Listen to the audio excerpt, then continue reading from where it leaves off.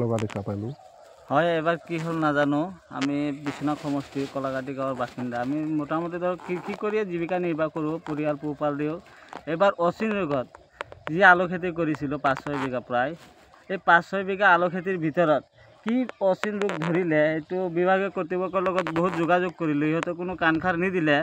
তথাপি আমি বহুত কষ্ট কৰিলোঁ, ৰখিছে যদিও ইমান ৰখা নাই। 70% খেতি ইতিমধ্যে শেষ হৈছে, আপোনালোকে দেখিছেই।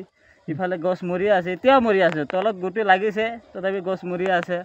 আমি এইটোৱে অনুৰোধ কৰিম আমাৰ সন্মানীয় বিধায়কক যে আমাৰ এই যি খেতি কৰা আমি মানুহ, খাটি খোৱা মানুহ, আমি খেতি কৰিয়ে জীৱিকা পোহপাল দিওঁ। ল'ৰা ছোৱালী চব কিছু আমাৰ খেতিৰ ওপৰত নিৰ্ভৰ কৰে। আমি এইটোৱে আমাৰ বিধায়ক মহোদয়ক অনুৰোধ কৰিম যে আপুনি অলপ বিভাগীয় কৰ্তৃপক্ষক হতুৱাই আমাৰ এইখিনি যাতে ভালকৈ অকণমান তদন্ত কৰে, কি হৈছে হোৱা নাই, আমাক যাতে অকণমান সকাহ দিয়ে, তাৰে সন্মানীয় বিধায়ক অনুৰোধ জনাইছোঁ।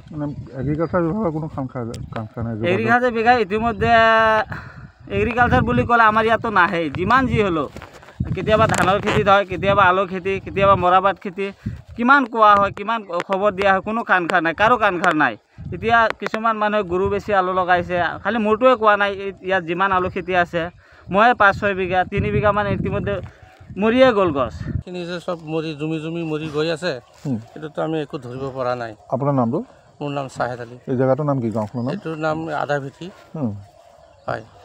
আপোনালোকে বিভাগৰ লগত কিবা যোগাযোগ কৰিছিল? আমি যোগাযোগ কৰিছিলোঁ, তেনেকৈ হেৰি পোৱা নাই, মানুহ পোৱা নাই।